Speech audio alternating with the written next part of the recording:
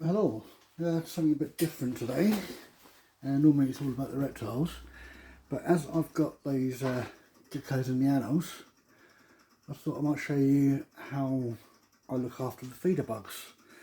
So I've got all 5 of my pots here, possibly would be and maybe a 6th depending on the size of some of these cockroaches that I've got. But what I'm going to do is I'm going to start off with mealworms. The llanos and the geckos do like these. Llanos not so much, just take them a little bit of while to come down to eat these from the floor. But all I'm going to do is just put 1, 2 carrot peelings in there,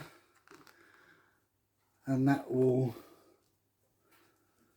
keep them hydrated, keep them fed, and they will more than likely devour that within maybe before the end of this video, but we'll have a look at them afterwards. So that's those. I've got an old cricket pot here for rubbish from the previous feeds. I do feed these twice a week usually, depending on when they need food. So these are small little dubia cockroaches in here. There's nothing on that. Okay, these don't seem to have eaten much of the food that they've got. Okay, I see why they've not eaten it.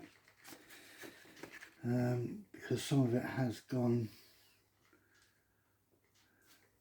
off. Okay, so we don't want, obviously we don't want them eating that. Put that bit in the rubbish as well. Put that in there. Okay. Okay, so we've got 2 under there, just 2. Where is it there? 2 little babies. Oh, and there's also some more just underneath there. So them ones are holding on, so they're alive fine. And the other ones are all under this one. Okay, we've got a nice fresh malted one in here. Okay, so what we have, hopefully you can see it. Just dropped it on the floor. Don't want it out on the floor.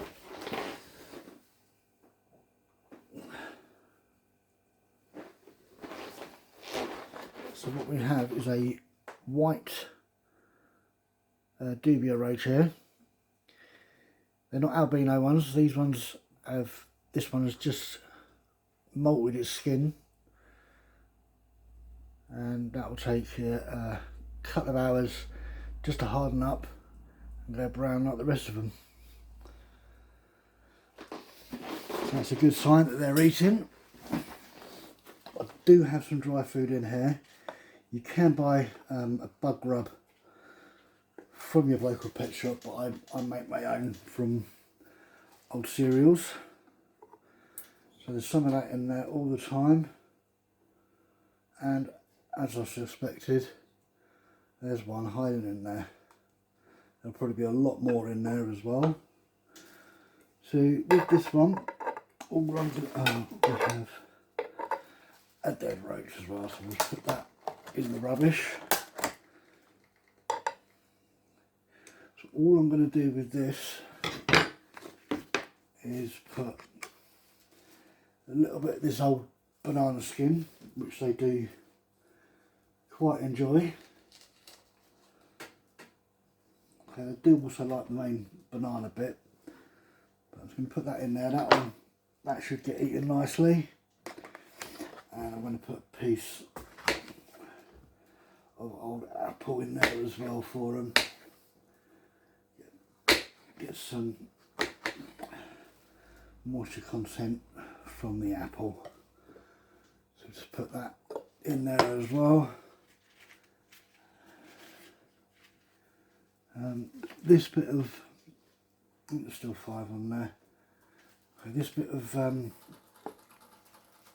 cardboard egg crate what I'm going to do is, because there's a bit of mould on there, I'm just going to rip that off. So we don't want mould in there, because that will kill off the roaches. Okay, mould does grow fairly quick. So like I said, I do feed these at least 2 times a week. Check them almost every day. And obviously when I need the food for the bugs, for the geckos and the anoles, if they do need extra food, I will put that in as well. So the amount of time that it's taken us to do this, okay, it's not even quite 6 minutes yet, but you can see that these mealworms have completely covered that carrot, so that will be gone, or very close to being gone, by the time we finish this video. Right, let's get on to my my second lot of roach cockroaches. These are slightly bigger adult and sub-adult dubia roaches. Okay, the reason I've got all this cork bark in here is because I've got an excess of cork bark.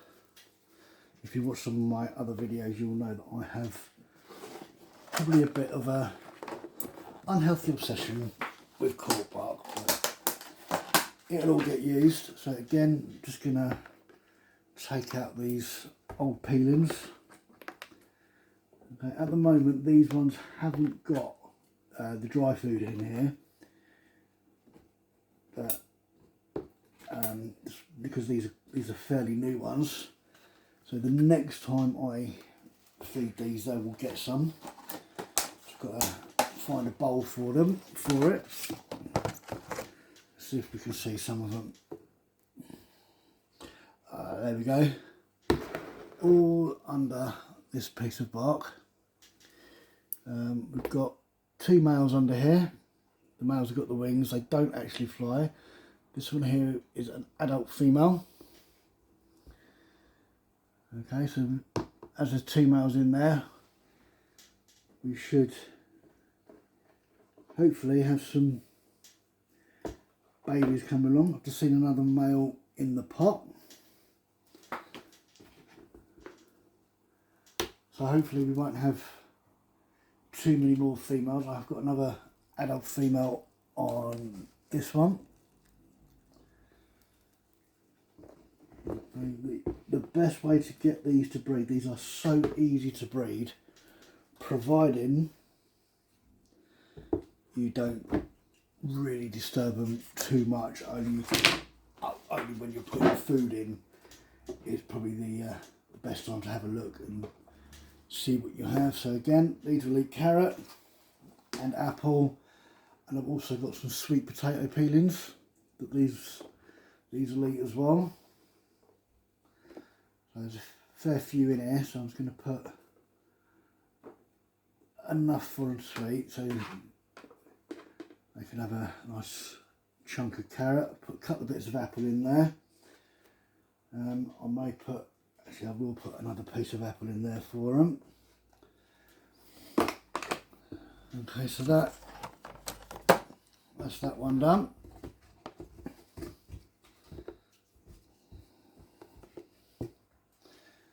Okay, these pots are great for keeping your roaches in. I've got a 16 litre box from, say, Hobbycraft, Range, all sell these sort of things. They do the small, this size. I think there might be a slightly smaller one than this. There might be a 9 litre one, and there's a bigger one. I'm not 100% sure on the size of that one, but I do have a larger one for these cockroaches once they've overrun these 2 enclosures that I've got here. Now for the crickets, a lot of people that I know and have heard have trouble keeping their crickets alive. So the best thing to do is when you buy them from your local pet shop, wherever it may be,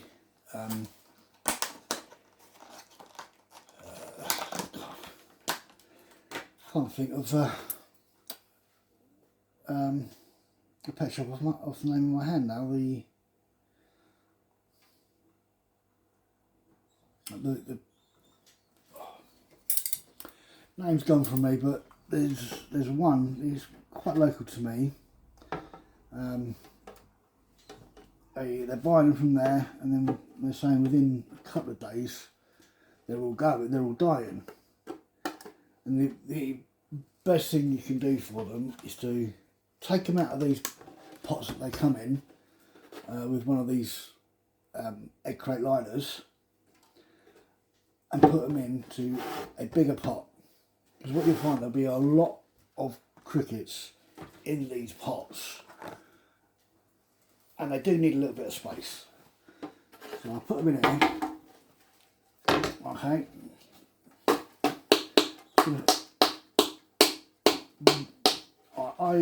My first pot that I bought when I got the geckos, there was a few in there. There wasn't many left when I bought a second pot. But as you can see, hopefully, there is absolutely loads still running around, and that's after about a week. Okay, so put them in a larger pot. Put some apple, again carrot,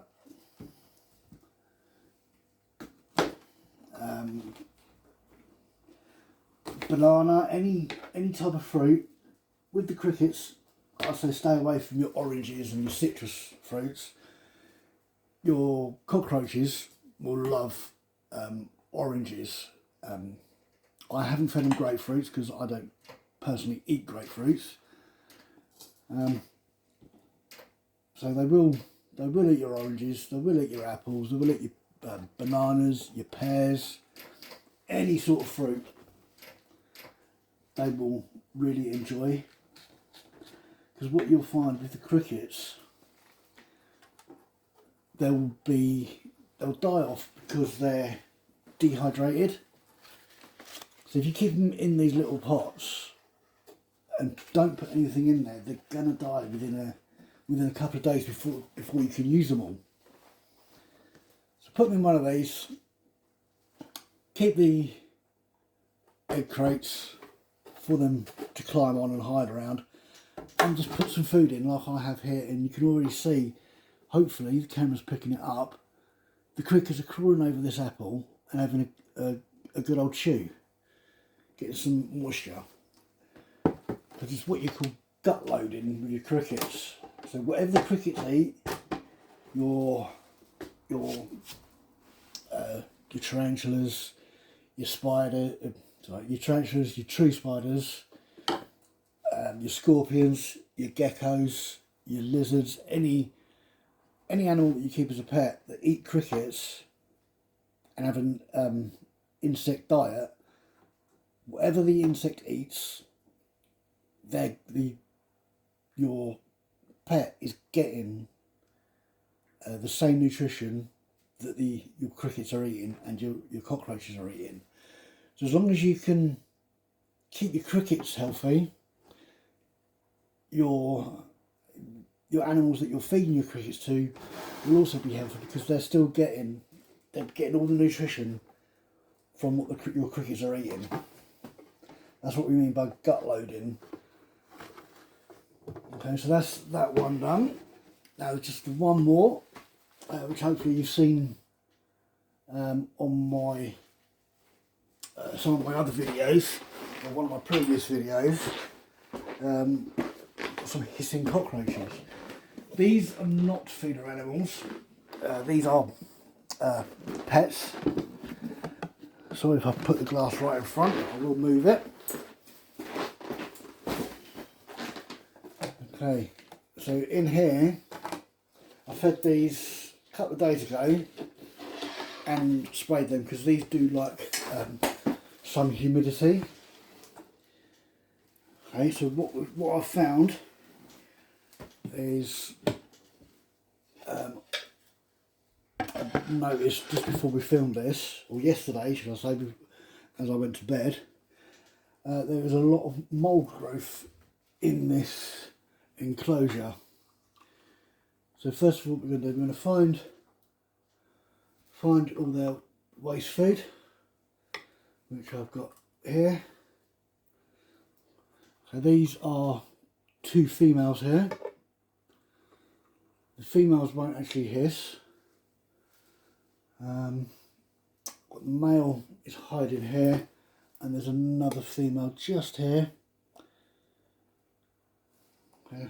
Let me grab one. There we go. So this one's a female. The females don't hiss. Okay, so if I touch it, there's no hissing from the female. But as soon as I pick up the male, he will hiss.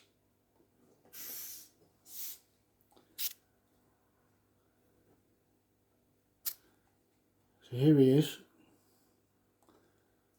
Okay. You can tell he's a female, but a male, because of these 2 horns that he has on top of his head. Okay, so he's a mature male.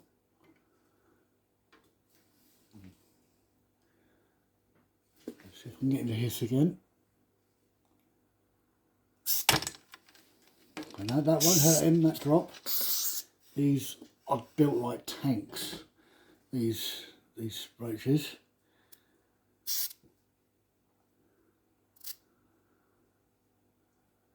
He's actually got used to me now, so he knows I'm not a threat, so he's not hissing.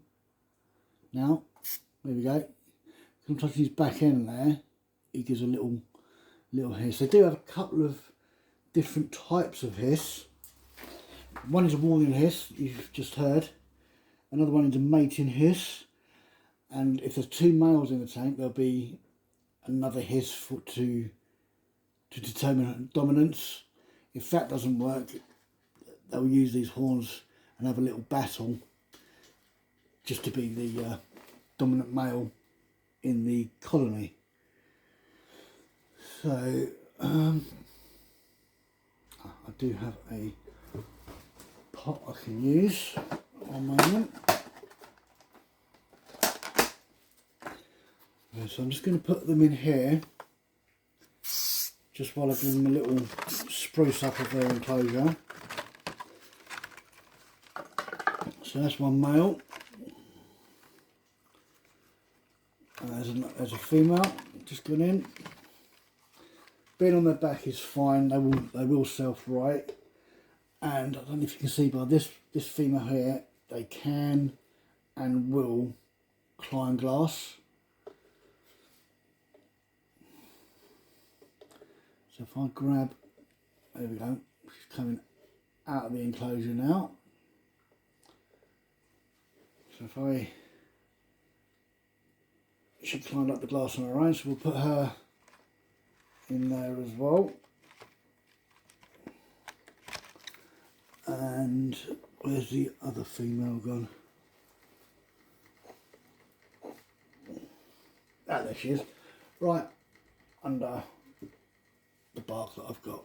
So it's 3 females, 1 male. So a 1-3 colony at the moment.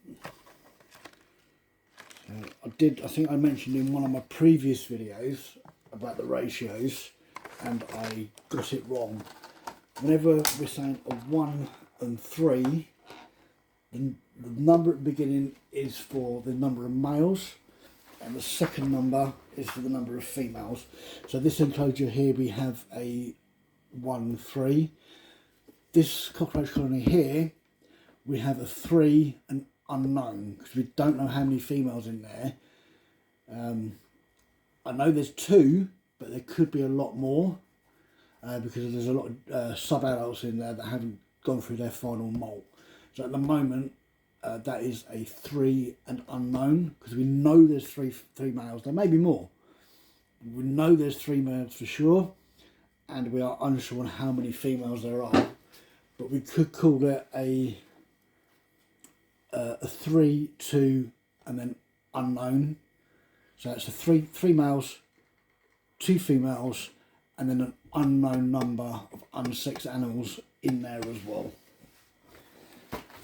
Okay, so something else I want to look for while I'm opening this enclosure is to see if there's any babies, but I haven't seen any yet. If there was any babies, we would have seen them by now. So I'm just going to take all this off. What I have done as well, I phoned up the pet shop that I use, local to me, Animal Tastics. They have got 3 branches. They are very good shop, very knowledgeable, and a very friendly bunch of staff in there. So I'm just going to get all this, a lot of this mould growth out. So what I'm going to do is I'm going to put some springtails. I might put 1 or 2 isopods in here as well. The springtails will eat all the mould growth. That's what they thrive on. I did have some in here, but unfortunately I let it go a little bit too dry. That is my fault. It does happen. I do forget sometimes. But the majority of the time I am, apart from that little period where I didn't spray these, they are being sprayed at least once a week, just to keep the humidity up. Like I said, these do enjoy a humid environment. And when we're saying humid environment, we don't mean a wet substrate. The humidity is in the air, but all we're doing is keeping this substrate damp. Okay, and the dampness will go into the air. I do need to spray it a little bit more again. It does look a little bit too dry, but there is some moisture in this earth here. Let's put their dry food back in. They have got a water dish and they do drink. I have seen them drink from it. So that is then cleaned out. Not full clean out, just in case there is a egg case in the substrate. So now we're going to put these back together.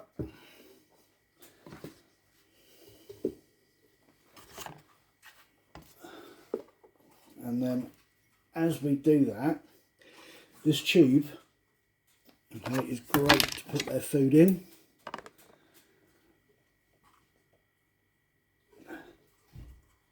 Because it stays off the floor, meaning that it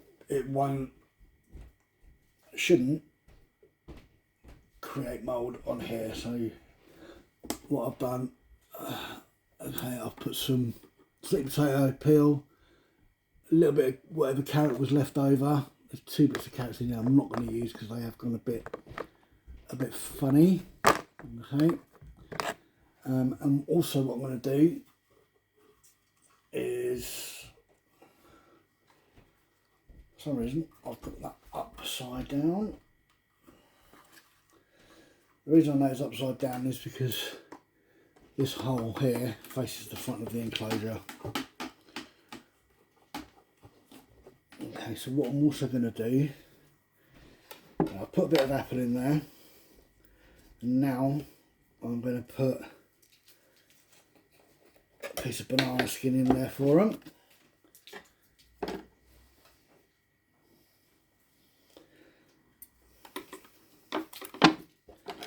Okay, I have got some left over, but what I'll do with these couple of bits is I'll put them in with the adult and sub-adult roaches, because I've just looked and I realised I didn't actually put any banana in there.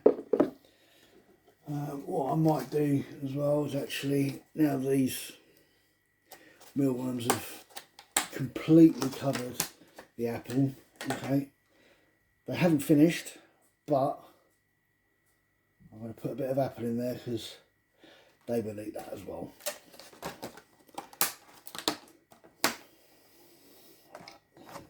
Okay, so let's get these back in. Okay, so we have our one big male.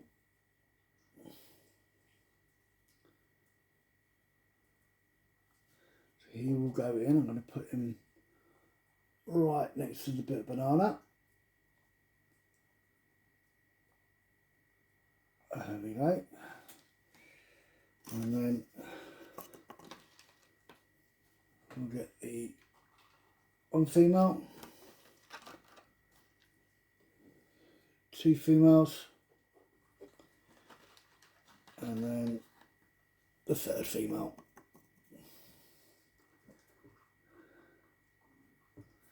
So we'll let them go in. These will be more active during the night, so because they are what we call nocturnal.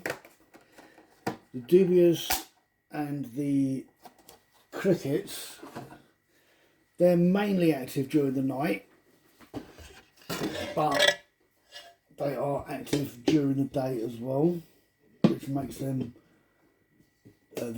makes the crickets a great feeder item for all of your insects eating pets. Because my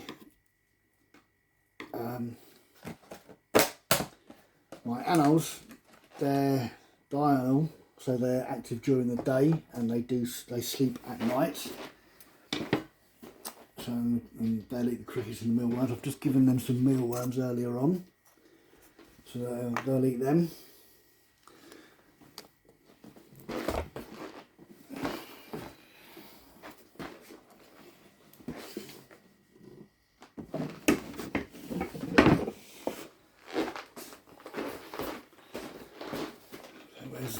The larger pot. I don't know why that camera moved. I must have kicked it.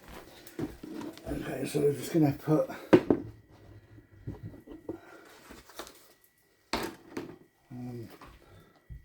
another bit. I'm going to put the other two bits of apple in here, and the last bit of banana skin. I did have a large colony of cockroaches, well over, probably even close to 1,000 strong, and they were eating everything within a couple of hours. Okay, so that is this one done for today. Okay, look at that, within a couple of seconds those mealworms have covered that piece of apple. Okay, so that's how I look after my feeder bugs. If you have any questions, please put them in the comments. Also, if you haven't subscribed, please do so. Please like this video. I would like to grow this channel and see where we can go and where we can get in the future. Thanks again, guys. Take care, and we'll see you all next time. Hi, me again. Right, just forgot to say that this video is going up unedited.